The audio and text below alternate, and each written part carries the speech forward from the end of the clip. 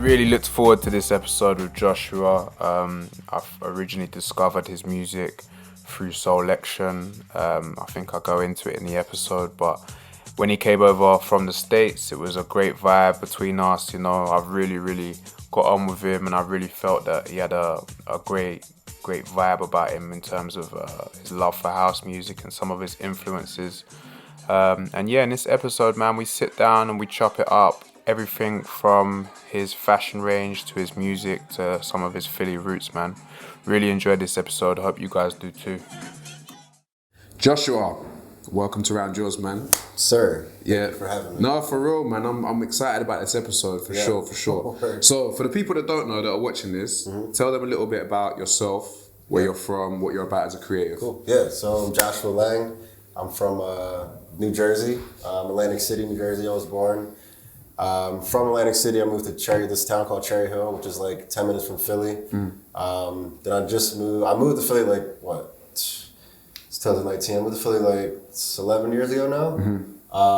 But yeah, as far as like my creative, I am a designer, clothing designer, a DJ, and photography is like what I do like as a hobby. Yeah. So when you were in Jersey, how much of like your creative influences were sort of influenced by Jersey and the surrounding areas? None. So it was all Philly. Funny, 'cause I was actually gonna bring up, so before I moved to Philly, honestly, I played football. Yeah. American football my whole life since I was 5. Yeah. Until 21, I played that was my life. I thought I was gonna go to the NFL. Yeah. I didn't do anything creative really. I was I knew I kind of had something in there that was creative, but I never explored it. I was always just football, football. So once I went to college for football, my sophomore year, I dropped out just because I don't know what it was. Something hit me that I wasn't going to the NFL. And I was just being real. Penny dropped and you're like, I was just being real with myself. It's a lot of time, it's a lot of work you do playing college football. It's what position did you play? Corner. Okay. I'm acting like I know all the positions. I know running back and quarterback. Well, I played running back my whole life until I went to college. I just because when you're growing up playing the little leagues and all that in high school, you could play both sides.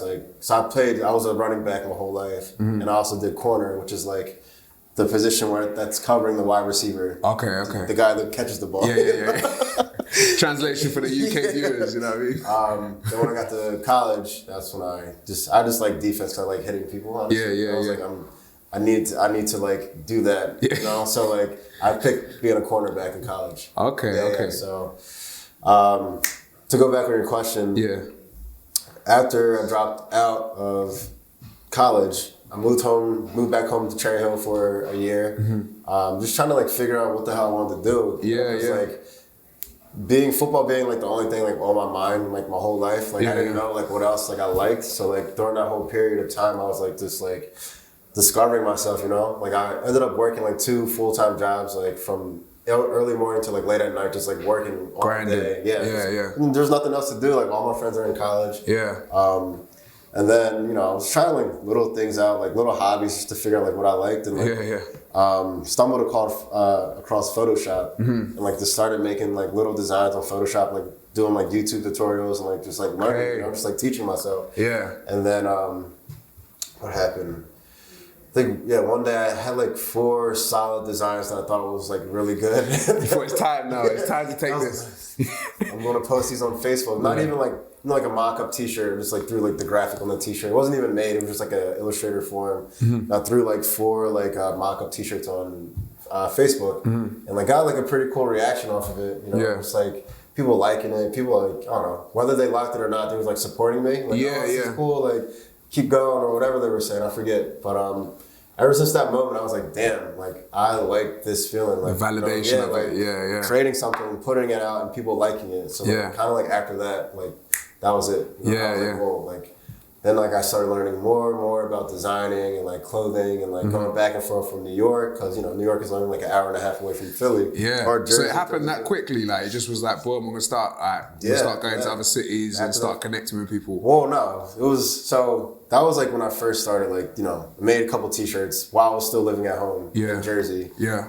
Then when I moved to Philly, like a year later, that's when I was like, I wanted to learn more about like the cut and sew, like how to actually make like garments and like jackets and, you know, whatever button ups. So like I would be taking those trips to like the fabric shop and like the fabric district in New York. You know, just going back and forth, like not buying anything, honestly, just going to the fabric spot, just like asking questions like, oh, what's this material? Like, what would this be good on? Like a hoodie or blah, blah, blah, you know, just like soaking all that knowledge. And after that, then like, you know, made my first cut and sew piece, like, I think it was like a year and a half later after like I made that first Facebook post. Yeah. It's like a year from that Facebook post, it's like a year and a half I made like my first like garment. And then, that was. So in Philly, like, when you started like sort of throwing yourself out there, like I guess putting yourself out there as a creative, what was like the reception in terms of like the fashion world? Like, there really is not like a fashion world in Philly. There's not much of a scene. It was like you had to go to New York to get that that game. Exactly. Yeah. So luckily, damn, I feel like I'm missing some steps. It's such like a long story. So my best friend from Jersey, right? He went to college in Philly at this college called Temple.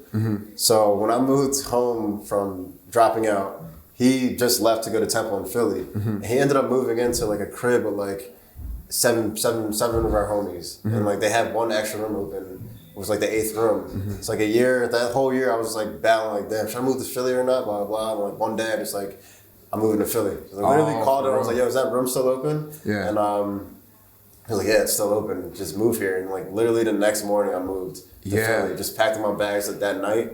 Just moved. Just never looked back since. That's and dope, luckily, man. Like that crib that I moved into, was like, it's so insane. Like that crib was like the real world. It was like 8 of us. And then we all became like best friends. Like those are my best friends now, you know? Yeah. Like everybody was a creative. Like one guy was already a DJ. Another guy was like an eyeglass. He designed eyewear. Like, there was a photographer, there was a rapper, there was a producer. It was like, and then we all just came together. It was like wild. Like if you could think of like a mad like house with like all creatives and like everybody in the city would come to that house, you know? Our doors were just open to like anybody just come kick it. We'll throw like all these parties. But that's what like really like got me going, honestly. Like if I didn't make that move to Philly, I don't know like what, you know, I wouldn't even be here, honestly. If I didn't move to Philly. So making that decision to move to Philly like changed my life. Making that decision to drop out changed my life, honestly, you know? That's dope. And then that crib, like, that's when I started, like, developing more clothes and, like, putting it out in the city through them, you know, because, you know, my boy's a DJ, he's going to wear it, and, like, he's going to give it out to his friends. I see. This guy's a photographer, so, like, he's going to shoot some of my product and, like, whatever shoots he has. So, like, it was, like, a whole fucking collective, basically. Dope, man. So that's how I feel, I don't know if I went in order, but like that's basically what happened. No, that makes sense. There's like so much to it, you know, just trying to go on. So inside of that house, is that where you learned, or was that where you were sort of shown how to DJ? Was there sort of like prior experience? Nah, so I didn't start DJing until like 2.5 years ago. Yeah. And this was like, when I'm that house, that was like what? What's 2009, 2010? That was like 2011. Okay. 2011 to 2013, that was that period of time. Yeah. So I was always into like, you know, seeing my friends DJ. It was like, it's always cool to like watch, you know, people DJ and like kill it. And they're like big DJs in the city. So like I would just always go to their events. And like, I'm just like, I never had it in my mind like, oh, I want to DJ, you know. I was just kind of just sitting back, just enjoying myself. And through those years, blah, blah, blah. My dad was a DJ back in Atlantic City. Okay. Back in the day. So like, what type of music did he play? Yeah, he played like soul, like funk, disco. So that was very much in the household as well. Yeah. Like when you were growing up, that was whether you knew it or not, that was an influence. Yeah, exactly. Okay, I didn't even know it, but like just hearing like Sunday mornings, like just like that church, that gospel type of house, like always in the house. A lot of like James Brown, Teddy Pendergrass, like the OJs. The Cool in the Gang, like Parliament, Tina Marie, you know, everything, like that whole soulful, like disco type of wave, And then when you were going out and playing at these, when your friends were playing at these parties that you were just sort of watching, what type of music was that they were playing? Yeah, house. So the guy I moved in with, like his name is Jansen. He's like, that's the guy who got me into house music. I was always into it, like, all right.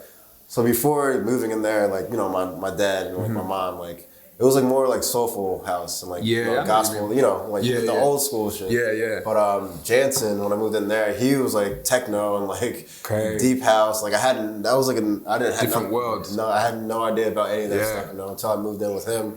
Then like he was just like so different, He's a black dude with a high top and like crazy. I don't know. He was just like always so different from everybody, and like he just like brought me under his wing to like learn about house music. So like ever since like 2011, I've been like deep into like house. Yeah. It's a trip when you sort of understand those two worlds can be married, like the sort of tech house, techno house, exactly, and then that soulful stuff that is nostalgic, like from your childhood. Yeah, dog. That's the thing. Like when I'm DJing, when I play out and I do house music, it's the same thing. There's something sometimes so nostalgic about some songs. Like I felt like I've heard it before, but it's like some mad tech house song. Exactly. And like for me, like tech house and house and stuff like that was never, I would say, like super intuitive for me. Yeah. Like when I was growing up, it was always like hip hop, right? That was just like what I go to. Same, yeah. Secondary, probably behind that would be like some of my dad's stuff, like like the more soulful stuff, rare groove and jazz and stuff like that. But then as I sort of came into my teens, like you, like going to house parties, seeing other people play. You're exposed to it. You're exposed to it. You're like, raw, you can move that with that. And when we were talking about house before, we were talking about like some of the aesthetic and soundscapes of house. Yeah, right. How there's so much more scope to blend things in. And like, it's like, it never ends. Yeah, man. And that's what I love about that sort of music, you know what I mean? I love how some DJs express themselves through it. Like you're talking about your brethren with the high top, like being such a different type of guy, blending something in from Philly. Yeah, no, it's you meet some crazy characters. Yeah. Then I would say like my first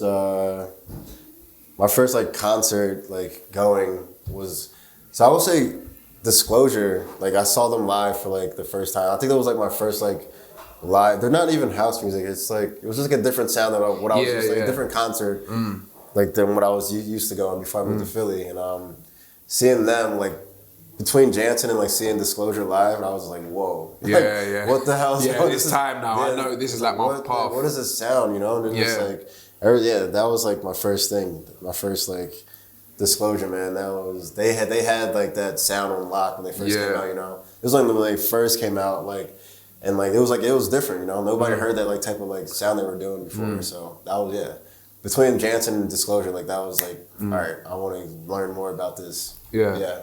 Since you've been over here in London, have you heard much garage music, UK garage? I haven't heard any. I'm pretty upset about that, actually. So we need to for sure like talk about some of that off camera then, because like when you're talking about disclosure stuff, they are heavily influenced by like the garage stuff. But they're also heavily influenced by like Jay Dilla. You know what I mean? That soulful like hip hop vibe. And they've kind of married that sort of two-step Jay Dilla vibe. And they, I think their first release, I don't know how big it was internationally, but it was massive over here. Like over here in Europe, it was huge. What's it? I forget the name of the song. They got like the two twins or whatever. Oh yeah, that was big in the States. Yeah. Okay, cool. Yeah, so like I think I even remember watching an interview with those guys, and they were saying how much they're influenced by Dilla and that music. That's and they heard Dilla, and they were just like, "What is this?" Like, Yeah. That's I didn't know that. That's dope. Yeah. That's dope. Cool. So part of the BWC brand that you're part of, that's heavy into like sort of streetwear and fashion. Yeah. Do you want to talk to the people a little bit about like the sort of early influences of that, the collective, the people involved? Yeah. Okay, yeah. So BWC started when I moved back home from college, but it wasn't called. So BWC stands for Built with Craft. But before then, like when I first moved back from college, it was called RoundURS Clothing. But it was more like, it wasn't really a brand. It was just like something that like an idea that I wanted to do, just like to express myself basically. So RoundURS Clothing started with me and my best friend who moved to Philly to go to college. His name is Rob. So me and him started RoundURS Clothing. It was just like pocket t-shirts and like, a couple like little t-shirt designs, whatever, here and there, just give it out to our friends. It wasn't like a full like brand until what BWC is now. And then when that happened, he moved to Philly and I followed him. And then we kind of still did it together. He was kind of like leaning more towards music. So we split for a little bit. We split for a little bit, came back together, then we split again. So now like he's not a part of it no more. But that's still like my brother. You're good. Yeah, You're good. No, best friends in business kind of like didn't really work out. Yeah. It was like, I don't even want to get into it. It's like, it's a whole deep hole, but yeah. So BWC Clothing, then I rebranded BWC Clothing like 2 years into moving into Philly. So ended up calling it BWC Garments. Just cause like me mentally, I was like more mature. Like BWC Clothing just sounds like kiddie, you know? I don't know, it sounds like kiddie to me. Like just kid t-shirts, whatever. Then like I got it tatted on my forearm, BWC, the acronym. So like we were trying to think of like a different like a form to like express BWC. So like Built with Craft came from like me just being very hands-on with like the factories in New York and just like being super hands-on, picking the fabric up there and like anything you see like on this garment, like I picked out, you know, like from the buttons to the strings to like to cut everything, you know, the collar, like so everything is very detail oriented. And I actually stopped the brand for a year, ran away to Florida to move in with my best friend just because like I was kind of going through like some depression stuff. Whatever you want to call it, like I just like was not like happy. It was like a really weird time in my life. So like I took a year off from the brand and moved down to Florida, which is like a horrible decision. But like it was a good decision, but it was a horrible decision. Like, it was good because like I like found myself, you know. I was like down there by myself, had no money, no car, no job. He literally just like let me just live on his couch with his like newborn baby. It was just like I was sleeping on the floor, you know, just like for like 9-10 months, and just, it was. You know, when you have a newborn baby, when they're up, you're up. So like, it was so uncomfortable down there that like, I feel like I had to go through like that super uncomfortable phase to like really like learn about myself and like figure myself out. You know, like going down to the beach like every morning to meditate and like read. You know, I just like didn't have anything to do. Like, and it was like this town called Hollywood in Florida, which is like the middle of nowhere, like kind of just like a little racist on the racist side of the town. But yeah, through that period, dude, that was a wild period in my life. You know, I'm just like thinking now, like it was insane. But that happened for like 10 months, and I moved back to Philly. You moved back to Philly as a new person, as a new person, reborn, connected with yourself. Like exactly. I know what I want, purpose, gratitude, all of that. Yeah, that's dope, so man. that was going through that. Moved back to Philly to my boy Jansen. So, all right, I'm taking you back now. So. Rob, my boy from Jersey, him and Jansen, the DJ, they like the dude with the high top. They ended up getting like an apartment together. They moved out of that big crib, got an apartment together. I moved back to Philly, moved in with them, and like ended up like sleeping on the floor again, like in this like really small room, like had no bed or anything. This went on for like a year and like a couple months. I was just like there, just like barely. I worked at a restaurant, like making like change just to like you know. So I can eat, you know, for real. Quickly, when you're working at a restaurant and you're going through all of this, like, how, are you like really itching to get back to the music and even the fashion at that point? Is it like something like in the back of your mind? Is that like a pressure on you, or is it just like I'm gonna work this out and see what happens? What do you mean? So like when I was working at the restaurant, you're saying like. Yeah, like when you're doing these jobs and you're not directly connected to your passion, is it something that's eating you away aside? Like shit, man, I need to get back. I need to do this. That I needed to like work, you know, like I needed to like feed myself and like pay my phone bill, which I barely paid, and my phone would be off for like 2 months at a time. Sometimes I was broke though. I was like literally broke, like scrabbling for food. It was a crazy period of time, you know. But like I wasn't paying rent or anything, so like I had like freedom to just like work a couple shifts, like pay for some groceries or whatever. But like during that time, I was like so hungry, like I like wanted to learn everything. I wanted to like design everything. I wanted to make everything, and like and I was just like so hungry. Just like that period when I moved back from Florida, that was when I rebranded to BWC Garments. I was just chilling, just like trying to figure myself out. Then ever since then, man, then like.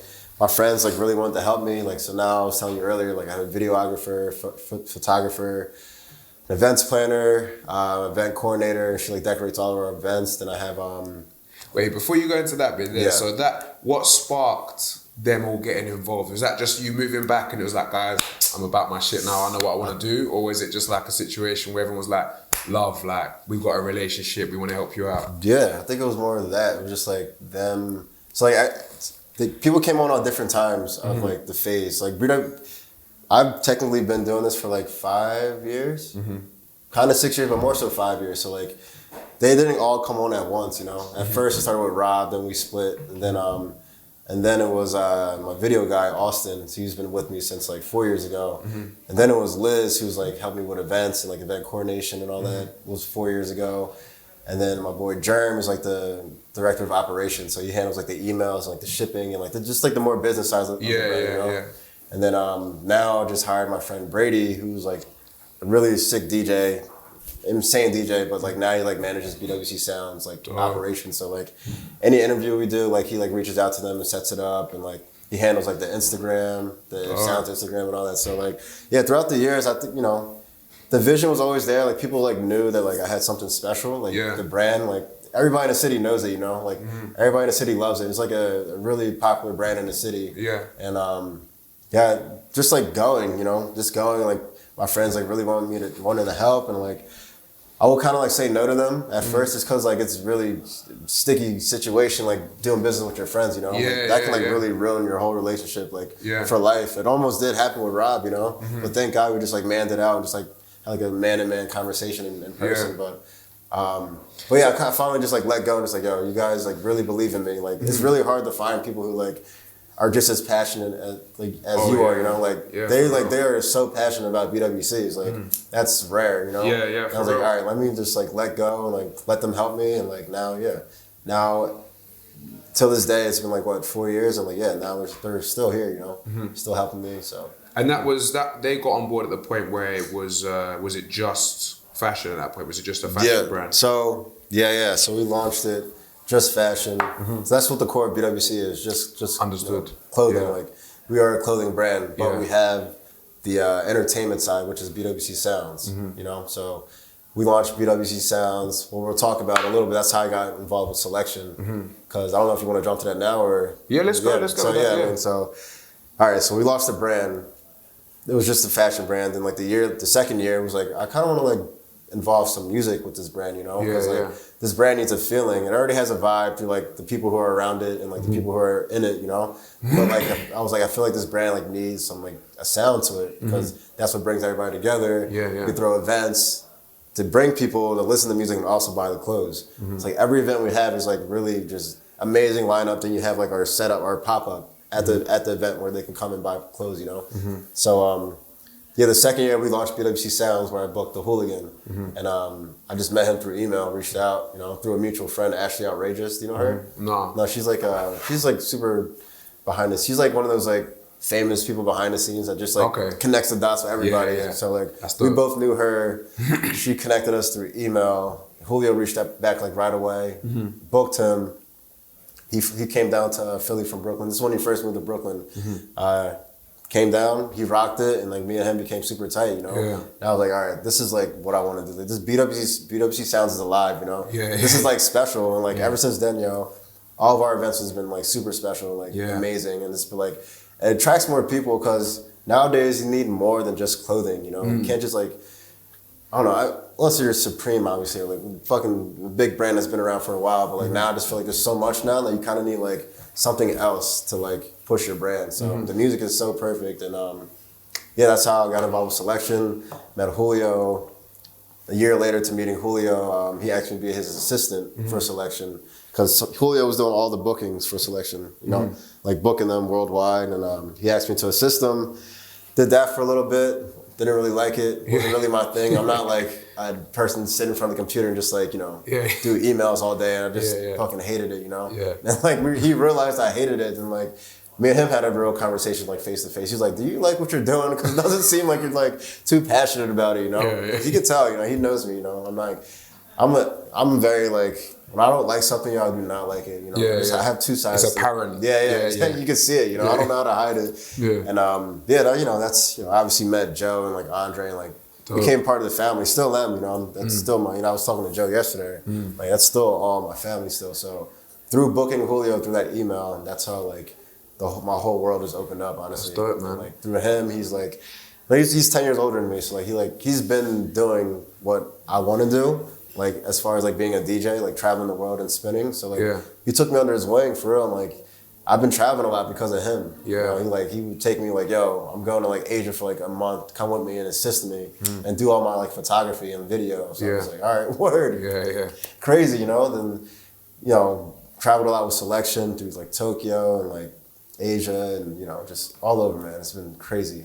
Talk to me. One thing I wanted to chat to you about just then was like the sort of like the values around BWC, because it sounds like there's a real family vibe there. Yes, and I can kind of from the outside looking in, I can kind of see that with Selection. It seems like a really natural, organic family vibe. People are there for the love and all of that. That's talk to me first about like the Philly vibe with that and BWC, and then talk to me a little bit about what that Selection vibe is and how they're comparable. Yeah, I think that's why we connected so well. You know, we had the same values, like community first. You know, because without community, like it's hard to like really be something without like.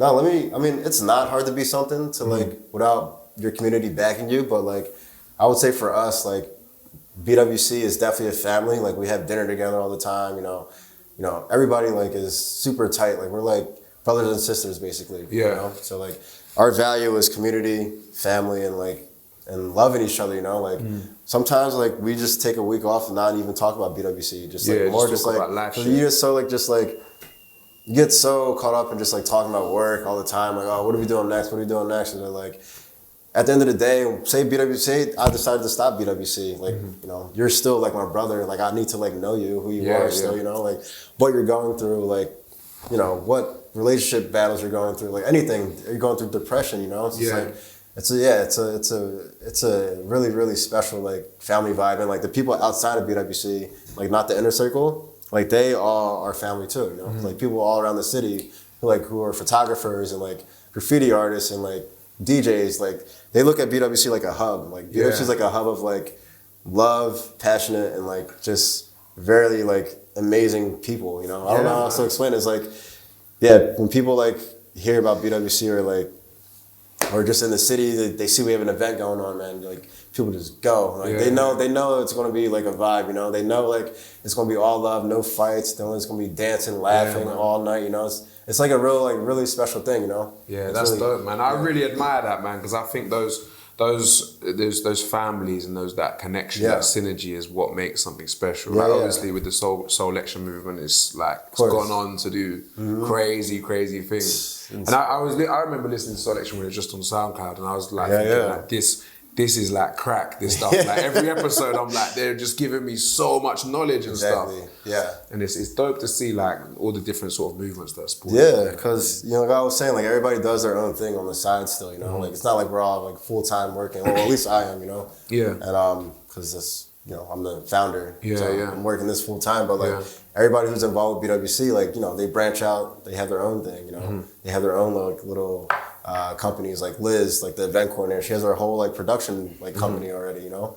But she comes to BWC like, this is like what I want to do for life. And it's like really rare to find people like that, you know? Like, dope, you can utilize those relationships and it's organic and it's just love. Like that's so cool, man. Nothing was forced, like everything's been I didn't like reach out to them like to help me, like they just came like, you know, to like, cause they saw like I needed help because it started to pick up. And, like they like, don't worry about the money, like, you know, whatever. We really just want to be involved with this project that you're doing. Cool, man. I wanted to commend you about the Selection mix, because truly it was like one of those moments in my year that I was like, yo, like this is like a whole wave of inspiration. And whoever the fuck this guy is, I need to find out about him. So funny, you know, and you know, you have, as a creative, you have those moments, you're like, you come across something, you're like, yo, like what is this I'm hearing, you know? I know exactly what and it was my brother, man. It was my brother. Shout out to Lewis, I told him I was interviewing today. He was hyped about it. But yeah, man, like he always puts me onto like left field stuff, you know what I mean? And like I try and cover like all bases, but you know, sometimes you go down the same rabbit hole and like, you don't always find, you know? And he showed me about it, man, and I was just like, yo, like, obviously that's how we connected over Instagram. I was just like on some like straight up like fanboy thing. I was like, yo, bro, like that's dope though. That mix was love, man. Like real talk. And like I felt the music, but like it was the way that you put it all together, man. It was like the vibes that you was connecting, the dots you was connecting. I was like, yo. And the thing is with Selection, a lot of the time I do listen to it. Obviously it's like that sort of future sounds. I kind of guess it's more on the sort of like hip hop side, I guess. A lot of edits, yeah, definitely hip hop side, But then when I heard on the house, I was like, yo, this is like, this is my thing right now. So happy that Joe like wanted to do that. You know? Yeah. So yeah, man, tell me about some of the selections in that playlist and like even some of the artists and stuff. Yeah, damn. So That opening track, Still in Love, Natasha, they're like, Still in Love. Yeah. Bro, that's like, I discovered that track at ADE actually. Oh, for real? Yeah, when I was like at the ADE festival. Yeah. And Motor City Drum Ensemble. Yeah. I don't know if do you know who that is? Okay, yeah, of course. So he played the closing party at ADE and he dropped that, bro. And like, I will never forget that moment in my life. Bro. It was like the best like moment, because we walked into it.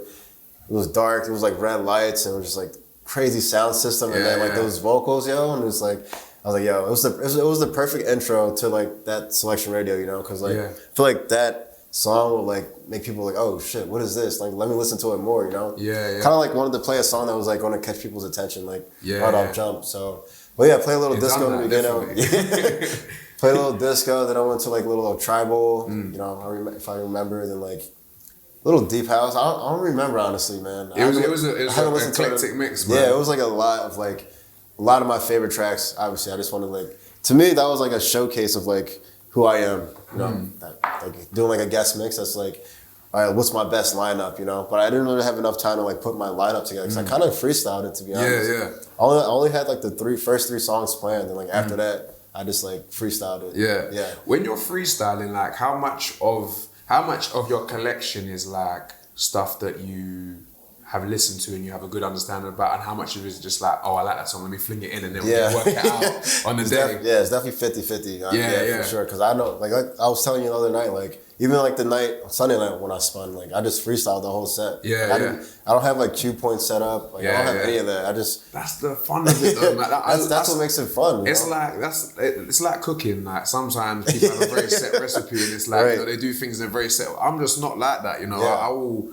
You know, I'll throw in something I've never thrown into it. It's like, oh, what is that the vibe? Okay, cool. And then like you find another recipe off the back of that, you know? Dude, that's what makes it exciting. That's what makes you want. Honestly, that's what makes me like keep wanting to like play live. For real. If I was just doing like the same like set, I'll be like, that's boring. You know? Yeah, no, like then like the fun, when you're freestyling and like you hit that loop and like you bring like a vocal and you're just like, oh shit, like I just did. Wow, this is like crazy. This is the first time I heard this blend, you know? Like everything I'm playing is like the first time I'm hearing it. I'm sharing it with the crowd. Whether they like it or not. You know, like the crowd on Sunday was like, whatever, but you know.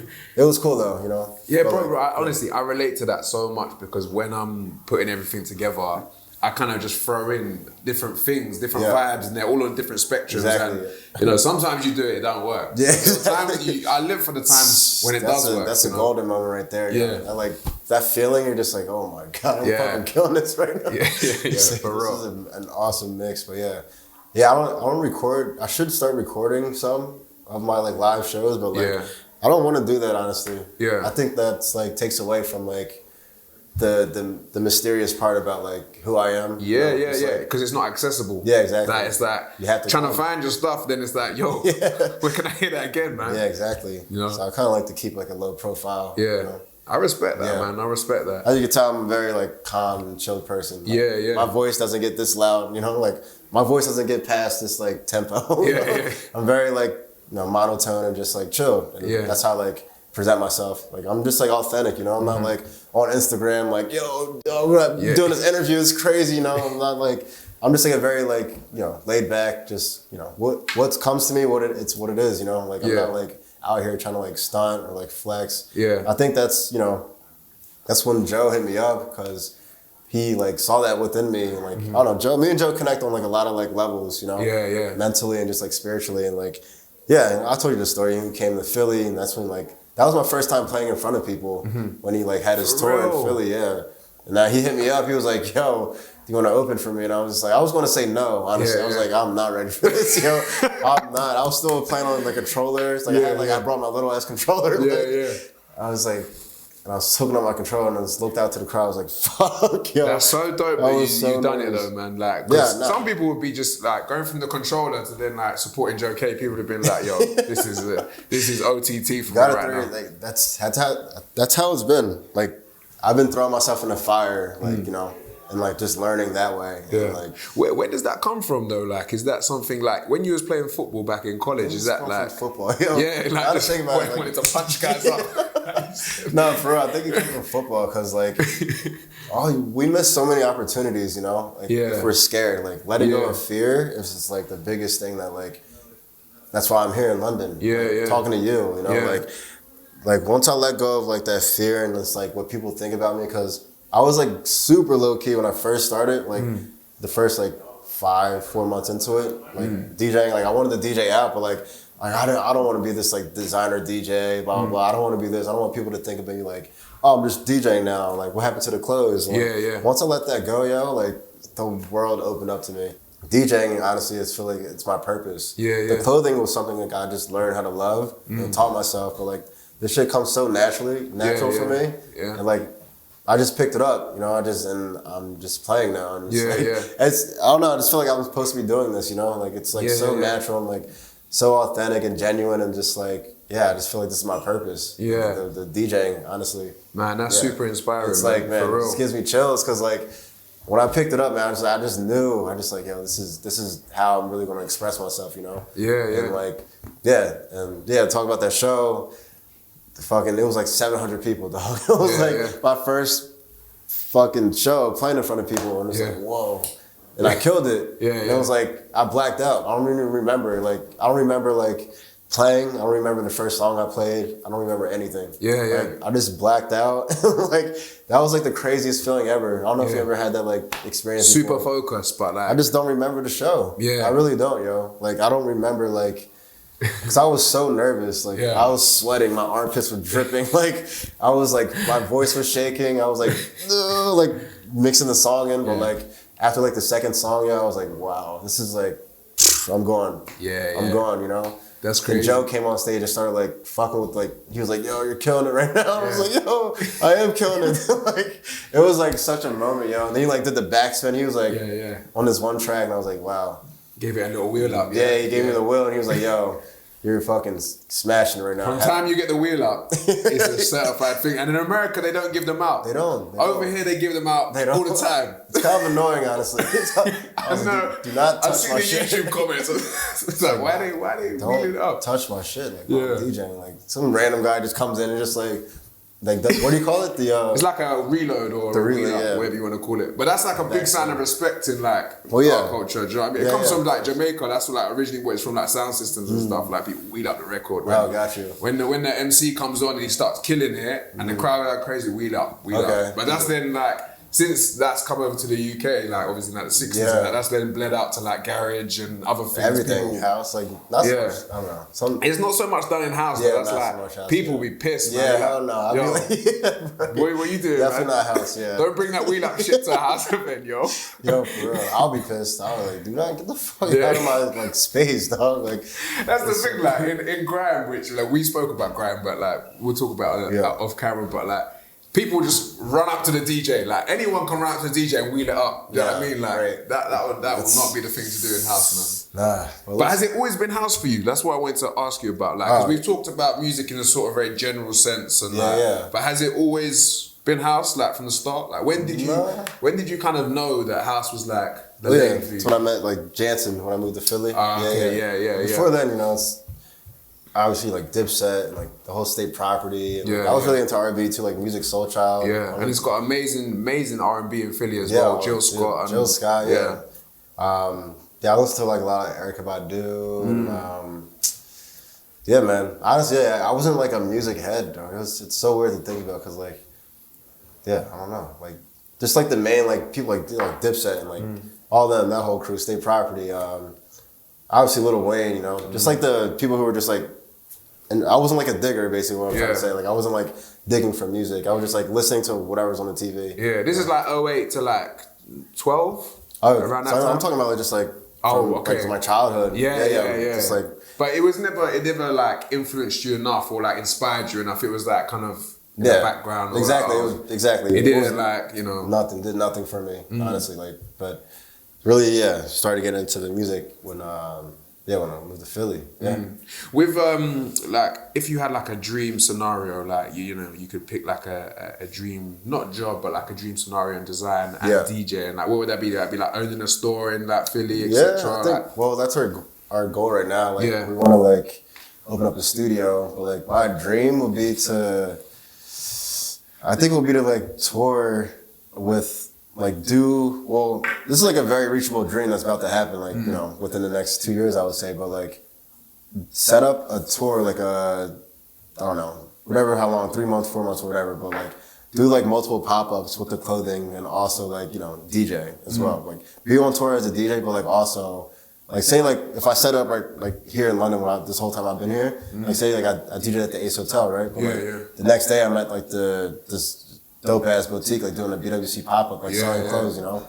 That's like, I guess that's not really like a massive dream. That's like reachable. Like I can do that like I can do it like next year. But that's so dope that like that's like the top dream and it's so reachable. Do you know what I'm saying? I'm kind of doing it. You're close. Like that's that's cold, man. So I'm kind of doing it. So I guess, I'm trying to think of like I don't know. Would you think about like? Would you ever think about doing like a radio show, or or BWC radio type situation? Nah. No. I hate like interviews, honestly. Oh, for real? I don't like. You're doing well, man. This feels like this feels smooth, man. Yeah, I don't know. I don't like interviews. I don't like. I've always been like kind of a shy person, like very quiet. You know, always just like laid back and like I don't really like talking about myself. But, like, I'll do it. You know, because I'm trying to get better at it. And I'm trying to like do it more often, so like when the time comes, I'm like really like doing interviews like a lot when I'm like popping, I guess, you know. So I plan to be like very successful, and like I'm sure there's gonna be a lot of interviews being popped up in my life, so I had to do it, you know. I had to talk, even though I hate it. Like I hate like being in like the stage, like the front center of like things. You rather just be low key in the background, exactly. putting some strings, exactly, yo.